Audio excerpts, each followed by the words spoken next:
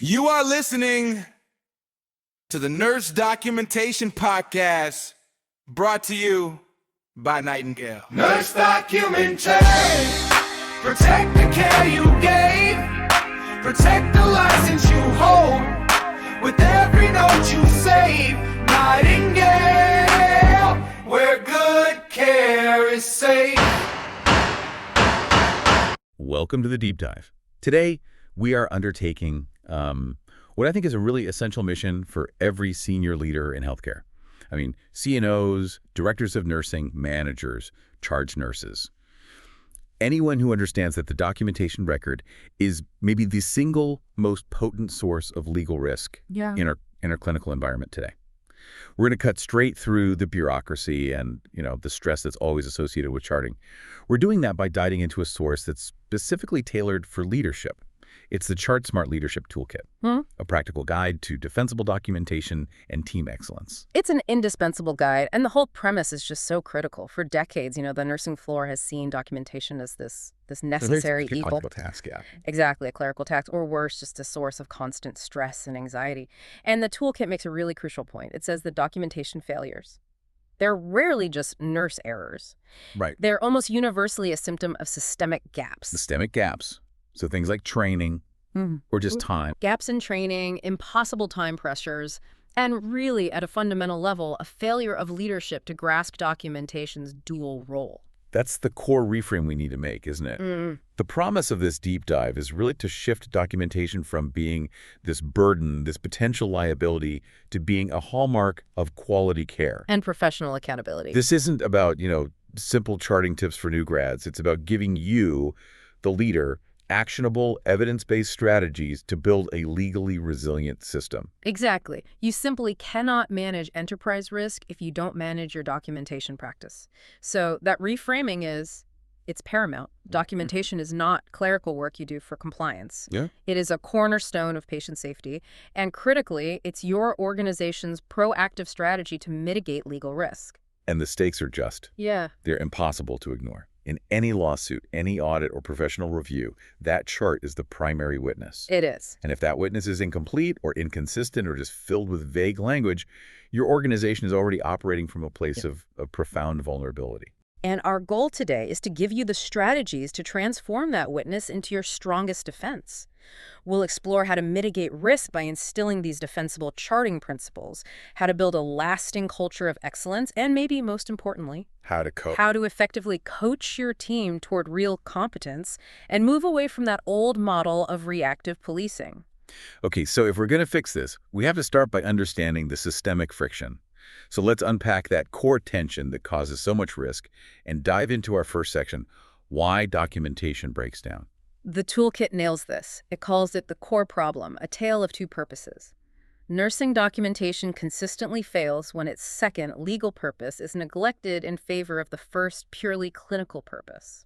Okay, so purpose one, that's focused entirely on the now, right? The immediate future of care. Right. Clinical communication, Yeah. This is the real-time record. It's for continuity, making sure interdisciplinary collaboration actually works, making sure the next nurse on shift or the consulting physician knows exactly what happened 5 minutes ago. Yeah. It's fundamental patient safety. And that is where clinical training places, 99% of its emphasis. Nurses are trained as clinicians first. Of course. So documentation becomes this task to be completed quickly, sort of shoehorned into the workflow, and that inherently sacrifices the critical component of risk management. Which is purpose two. Purpose two, the one that exists for the long-term protection of the organization and the nurse, the legal record.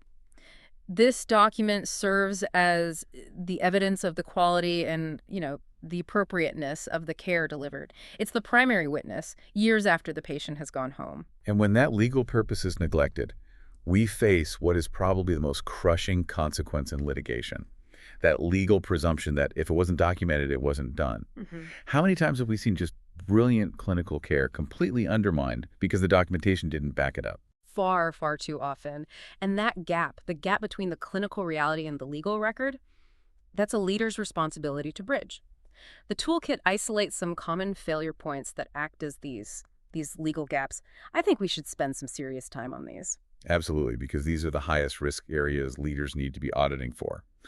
Let's start with one that seems so obvious, but it's just devastating in court. Incomplete or missing entries. From a clinical view, it's bad. It compromises the next nurse's ability to do a safe handoff. Sure. But the legal gap it's absolute. So imagine a scenario, a patient claims they weren't repositioned, and that led to a pressure ulcer. Okay. If your charting system mandates Q2H repositioning entries, and there is a blank space for an entire 8-hour shift, you have nothing. You have nothing to defend yourself with. That blank space legally affirms the patient's claim. It's not just a missed checkbox. It's not. We have to impress upon our teams that it's critical safety and defense failure. Okay, next one. The subtle erosion of professional credibility. Lack of objectivity. We see this all the time. Things like patient is being difficult. Or family is overly anxious. Yes. Clinically, this introduces bias, right? Yep. It colors how the rest of the care team sees the patient. And legally, it's catastrophic. In court, that entry is used to paint the nurse as unprofessional or emotionally compromised or judgmental. A plaintiff's attorney will argue, well, if the nurse couldn't document a factually based observation here, how can we trust anything else in the record? It undermines the whole thing. The entire professional narrative. Right. Leaders have to coach their team to understand this. We need the facts of the behavior, not our judgment of the behavior. Okay, the third failure point is about communication flow. Failure to document communication. This is physician contacts, patient education. Critical patient education or discussions with consultants, yeah. This is a major liability multiplier. Let's say a patient's condition deteriorates. The nurse calls the physician but fails to document the specific time. The SBAR content. The SBR content they provided, and the specific response or the new orders received. If the physician then delays action and harm occurs, the nurse has zero proof of proper escalation. And the liability shifts. It shifts right back to the nurse and the facility for failure to advocate or, follow policy. Documenting that precise communication, the time, the content, the response, it isn't just good practice. It is the nurse's professional shield. And now, the modern EHR pitfall, which every unit struggles with. Copy-pasting previous notes. Oh, this one is huge. Clinically, it's dangerous. It leads to outdated or just wrong information being carried forward. The toolkit calls it a cascade of clinical errors. And from a legal perspective, this is exactly what plaintiff attorneys look for. They analyze the metadata, The timestamp. the timestamps on entries, the character counts, the frequency of identical text blocks. If a note says a full head-to-toe assessment was done at 10 a.m., but 90% of that text is identical to the 6 a.m. assessment, You're in trouble. you're in big trouble. The attorney argues, very successfully, that the nurse was not actively assessing the patient at 10 a.m.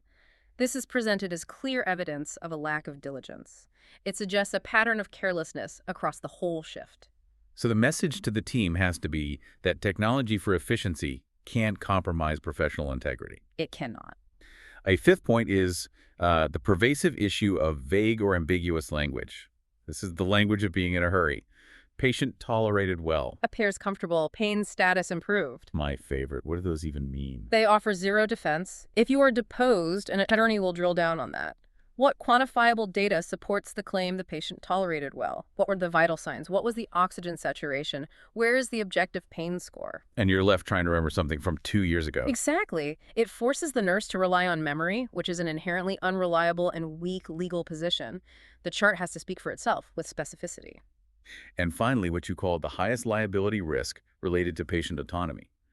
Failure to document patient refusals. This is a profound safety failure.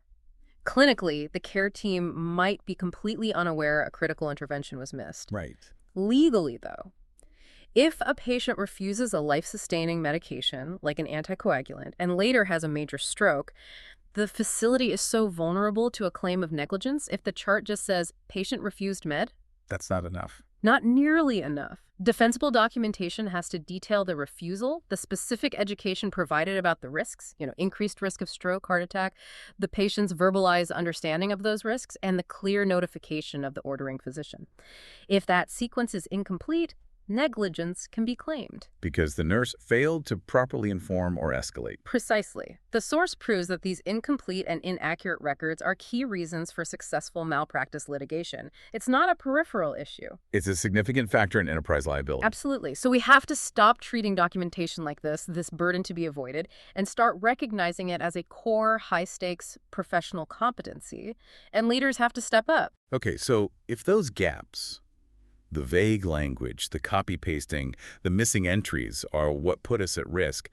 We need a proactive shield.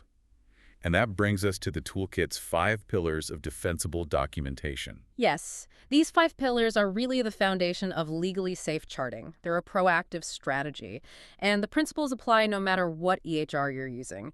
A failure in any one pillar creates a vulnerability. So let's walk through them. And let's focus not just on the definition, but on the specific leadership coaching points needed to really enforce them. Let's do it, starting with Pillar 1, objective. The principle here is simple. Document only facts. Leaders have to coach their staff out of the habit of writing opinions or assumptions.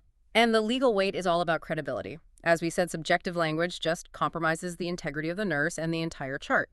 The coaching challenge is helping your staff translate an emotion into a fact.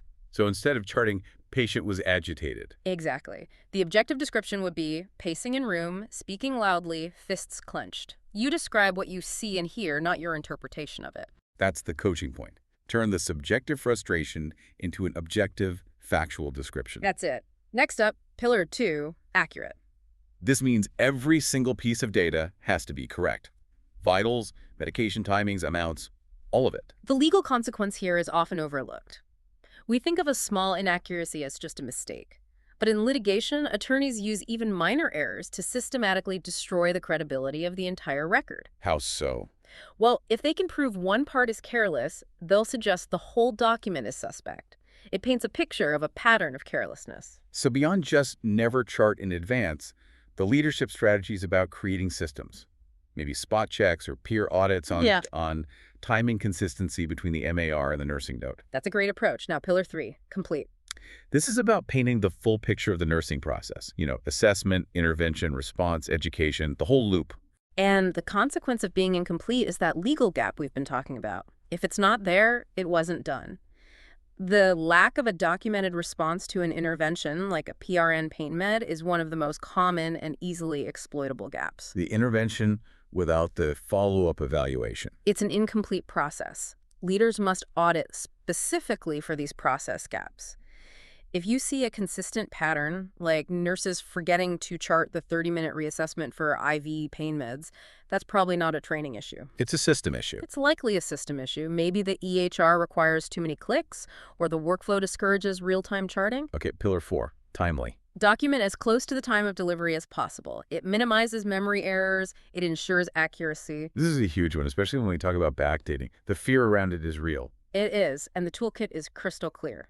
Backdating a chart is considered fraud. It's a career-ending offense. But leaders have to understand why nurses delay charting. It's time pressure, and often it's fear. So we have to create a culture where staff feel safe to make a correct late entry. A correct late entry. The procedure is vital. You clearly state late entry. You date and time it with the current date and time. And then you document the actual time the event occurred. A nurse who does that is showing integrity. Exactly. It's a powerful defense in court because it shows honesty. A leader's job is to stress that a correct late entry is a sign of professional integrity, while falsifying a record is a violation of public trust. Okay, finally, Pillar 5, clear and concise. Use standardized, approved terminology and abbreviations. The record must be immediately understandable by any other healthcare professional. Right, because ambiguous language or non-standard abbreviations can lead to misinterpretation and patient harm. The leadership action here is systematic. Provide an approved list. Flag unclear entries during your audits. Make it a focused learning opportunity. You have to champion clarity as a safety imperative, not just a style preference. So now that we have the rules, let's see them in action. We need to translate these principles into concrete charting examples. This is what leaders need to teach. Let's take a high-risk scenario, like pain management. The unsafe, vague entry is, patient seems more comfortable. That fails on objectivity, completeness, clarity. Pretty much all of them. All of them. The safe language demonstrates the full nursing process and hits all 5 pillars. Patient reports pain decreased from 810 to 3 out of 10 on facility 0-10 pain scale, 30 minutes post-administration of hydromorphone, 0.5 milligrams AV at 14.15. Okay, that's specific. But it continues. Patient is now resting with eyes closed, skin warm and dry, respirations even, and unlabored at 16 per minute. Plan. Continue Q18 pain checks. That note is a full defense. It proves the intervention was followed by evaluation using objective, measurable data. Now let's revisit that high-stakes example of patient refusal. The unsafe note is just, patient refused blood thinner. And the safe, legally bulletproof note. It's a documentation of the full informed refusal process. It has to detail. At 10:00, patient refused to take warfarin 5 mg PO. Patient stated, I don't need this. My leg feels fine. So you quote the patient. Quote the patient, then. Educated patient on the specific risks of discontinuing anticoagulation therapy, including increased risk of DVT and pulmonary embolism. Patient verbalized understanding of risks and repeated decision to refuse. Dr. Lee notified of refusal via FDAR at 10.15. No new orders received. That is the difference between an exposed organization and a protected one. It documents the action, the patient's autonomy, the professional duty to inform, and the required escalation. One last one. Charting a sudden change in condition. Unsafe. Patient was acting weird and confused tonight. I think I've written that note before, so what's the safe version? The safe note is time-stamped, objective, and shows immediate action. At 02.30, patient found disoriented, unable to state name or location, attempting to climb out of bed. Baseline ANO by 4 noted at 19:00, shift start. So you're comparing the baseline. Always. Then, SBR report called to covering MD, Dr. Evans, at 02.45, detailing sudden change in mental status. New orders received for stat blood glucose, vital signs Q15 minutes, and immediate physical restraints application, followed by one-on-one observation. It's a complete story. Leaders have to champion these examples. Give these templates to your staff. Make the legally safe language the easiest language to use. That is such a crucial point. It's about providing tools, not just rules. So while the pillars provide the rules for what to document, they need a structure to live in. Yeah. And a lack of standardization is a huge driver of risk. Which brings us to Module 3 of the toolkit, which is all about building confidence through structure. We have to move away from that chaotic, unstructured block charting. Right. Standardization ensures all the nurses on your unit are speaking the same documentation language. It enhances clarity, it reduces omissions, and it makes your audits vastly simpler. So the key takeaway for leaders is equipping teams to choose the right framework for the right clinical scenario. It's not one size fits all. The toolkit focuses on SOP, FDAR, and IAARP. Right, and they have different strengths. FDR is inherently structured for acute events. It's focused, so it forces the nurse to address one single problem clearly. Whereas SOP is better for tracking ongoing, complex problems. Exactly, because its structure mirrors that classic clinical thought process. Okay, let's do a deep dive into SOAP first. Subjective, Objective Assessment Plan. It's the most familiar one. The S is vital. It captures the patient's voice. It grounds the note in their experience. For example, patient states, the throbbing in my chest is constant now and it feels like a heavy weight. Then the O is the objective data that supports or refutes that. So BP 16095, HR10 irregular, diaphoretic, clutching left side of chest. EKG shows ST elevation in leads V2, V4. Perfect. The A is your professional interpretation, the clinical judgment. Not a medical diagnosis, but the nursing assessment. Like impaired cardiac output related to suspected acute coronary syndrome. Evidenced by chest pain, EKG changes, and vital sign instability. Yes. And finally, the P is the plan, the interventions, the ongoing care. Immediately place on telemetry and O2. Administer ordered aspirin and nitro. Stat page cardiology. Monitor vitals Q5 minutes until MD arrival. So the leadership tip is to encourage SOAP in complex units like MedSurg or for comprehensive initial assessment. Correct. Now, let's look at the powerhouse for acute situations. FDAR, focus, data, action, response. This framework is often superior for an event like a fall or a severe allergic reaction because it forces a linear story on a crisis response. Okay, let's use an unexpected blood transfusion reaction as an example.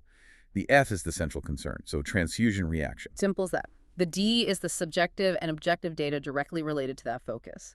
Patient complained of sudden low back pain and chills 10 minutes into transfusion. Temp 38.9 Celsius, up from 37.1, HR 120, BP 9560.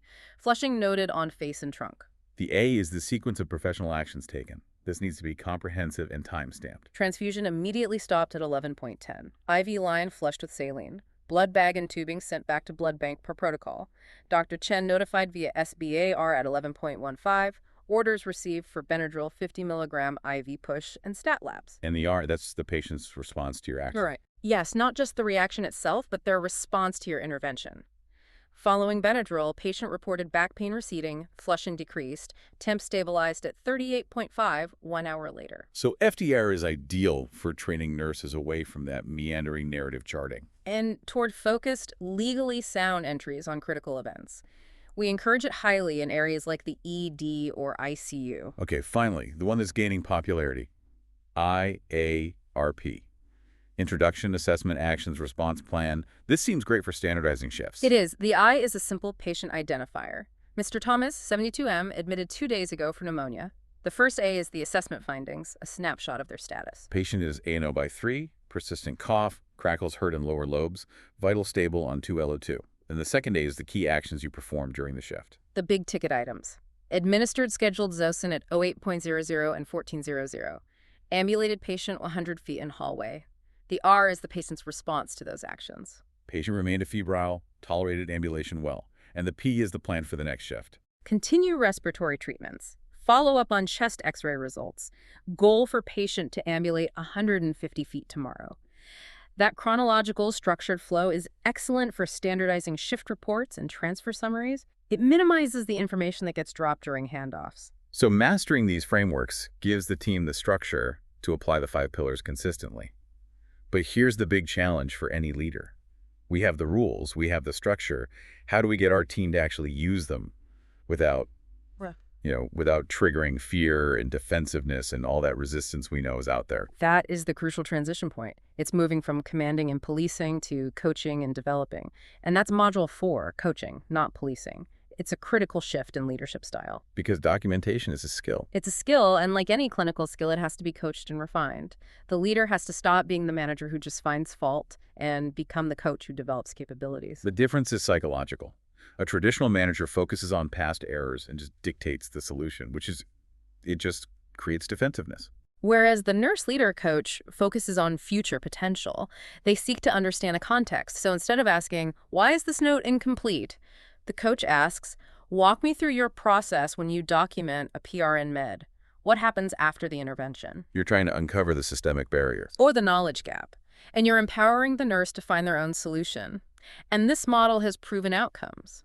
The toolkit points to Gallup research showing that organizations where managers adopt a coaching mindset see real improvements in performance, engagement, and retention. So it pays dividends way beyond just documentation. It absolutely does. And the ideal structure for these difficult conversations is the JIRO model: goal, reality, options, and will or way forward.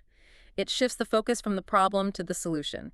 It gives the nurse ownership. Okay, let's apply GRO to a real-world scenario.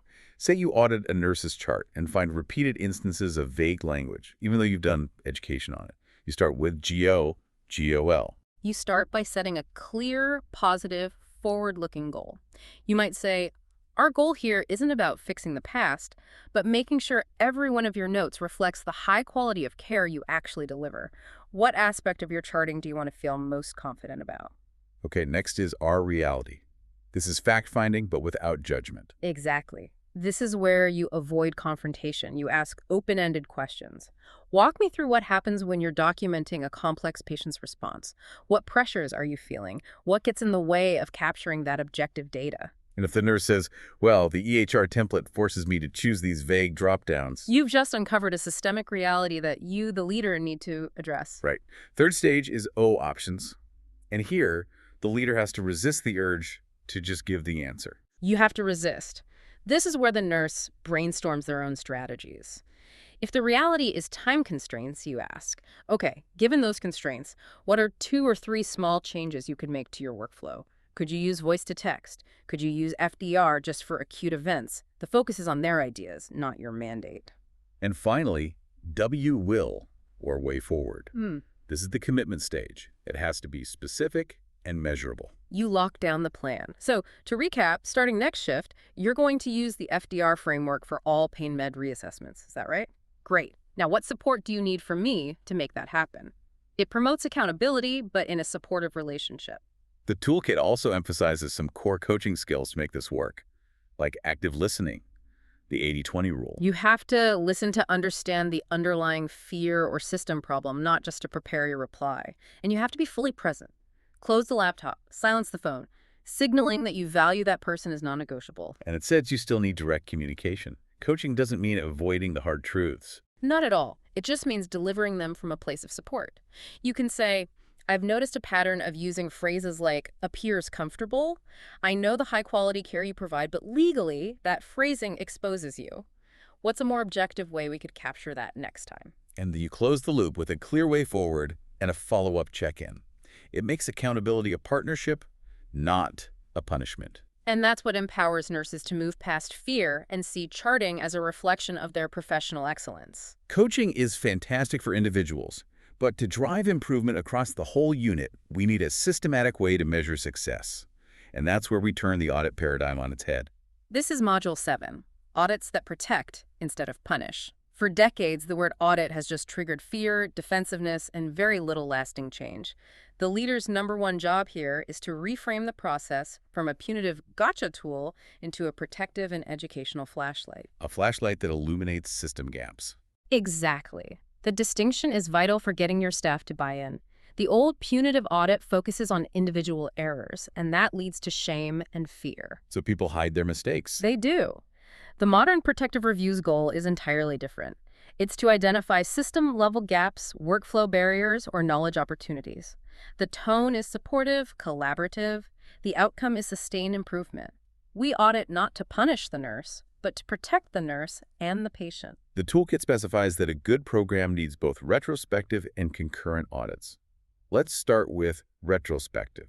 A retrospective audit means reviewing charts after the patient is discharged. This is less stressful for staff, and it's ideal for identifying broad, persistent trends, like a unit-wide failure to document education on new meds. And then there's the concurrent audit, reviewing documentation while the patient is still on the unit. This one is incredibly powerful because it allows for real-time feedback.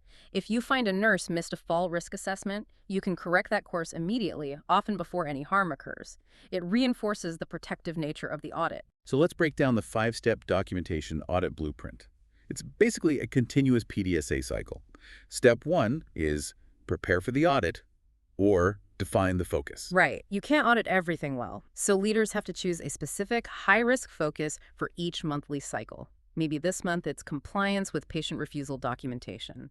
Next month, it's objectivity in change of condition notes. And you create a simple, objective checklist, yes/no questions. To ensure consistency. Then, step 2 is to get team buy-in through transparency. This is the foundation of trust. So you share the audit tool and the rules before you even start. Before you start, you emphasize clearly and repeatedly that results are aggregated, confidential, and used for coaching and system improvement, not discipline. When nurses feel the audit is designed to protect them, resistance just plummets. Step 3, conduct the audit. And the focus here is on patterns. Yes. Use peer review teams if you can, your documentation champions. The critical task is to collect objective data and look for trends. If 8 out of 10 charts show poor documentation of communication with the night resident, That's a system problem. it's a system problem, not an individual fault. It points to a need for a new template or a new policy. Step 4, analyze and share the findings. This is about translating that raw data into something actionable. You aggregate the data into simple visual reports. Bar charts are great, and crucially, you share the anonymous group data first to the entire team. Celebrate the wins, the areas of high compliance, and identify opportunities as a collective. Individual feedback always follows privately. And step 5, the most critical step where so many audits fail. Act on the findings. Close the loop. You have to. Leaders must develop a targeted action plan based on what they found. If it's a knowledge gap, plan a short 10-minute training in a huddle. If it's a workflow barrier, redesign the EHR template. And then you share that plan with the team to show that their data drove a tangible change. The source really advocates for a monthly audit cycle to keep the momentum going. That consistent rhythm builds trust, maintains standards, and lets you prove that your interventions, the training, the template change, actually worked. The PDSA rhythm keeps it clean. Week 1, you plan. Week 2, you do the data collection. Week 3, you study and prep feedback. Week 4, you act. And you have to make that progress visible. Absolutely. Implement a simple unit documentation dashboard. Track one key metric like % compliance with discharge education on a visible run chart. Showing the team their effort moved the needle from 60 to 90% is incredibly motivating. And when you report up to senior leadership, you use that concise quad report framework. Accomplishments, metrics, initiatives implemented, and next steps. It elevates documentation from a tedious task to a measurable quality and safety initiative. This systematic approach is what truly transforms documentation into the protective shield it's meant to be. What a comprehensive picture of real cultural transformation. So having gone through the pillars, the frameworks, the coaching, what does this all mean for you, the leader, and your team's future? You know, when leaders consistently apply these principles from the toolkit, the entire unit culture changes. Nurses gain confidence. They start to see charting not as this bureaucratic burden, but as a direct reflection of their professional excellence. And the most immediate benefit is that risk mitigation. Because you've instilled the 5 pillars and standardized charting with frameworks, those notes stand up as the strongest witness when you really need them. You're fundamentally elevating the standard of care across the organization. And this isn't a project with an end date. It's a continuous process of leadership, reinforcement, and trust building. You're ensuring the excellence in your clinical practice is fully reflected in the legal record. But the source issues a powerful final warning, doesn't it, about the cost of ignoring this? The price is exponentially higher than the cost of implementing a coaching and audit program. The cost is professional stress for your nurses, it's decreased retention, and it's exposure to devastating legal liability for your facility. Ignoring this means you are knowingly exposing your excellent clinical work to legal gaps. You are now equipped to transform your unit. You've moved from seeing documentation as this chaotic necessity to seeing it as a protective, standardized tool, one that's driven by coaching and trust. And the toolkit offers one final piece of strategic advice that I think really resonates with leadership principles. Resistance is not a roadblock. It is a roadmap. So here's our final provocative thought for you, the learner, to consider as you wrap up this deep dive. Where in your current documentation process is the most frequent or maybe the most intense resistance coming from? The resistance from your most experienced, your most vocal nurses, and what specific system-level support, be it a template, a training module, or a process redesign, does that resistance actually point you toward? Go forth and lead with system improvement and with professional confidence. You are listening to the Nurse Documentation Podcast, brought to you by Nightingale. Nurse documentation. Protect the care you gave. Protect the license you hold. With every note you save. Nightingale, where good care is safe.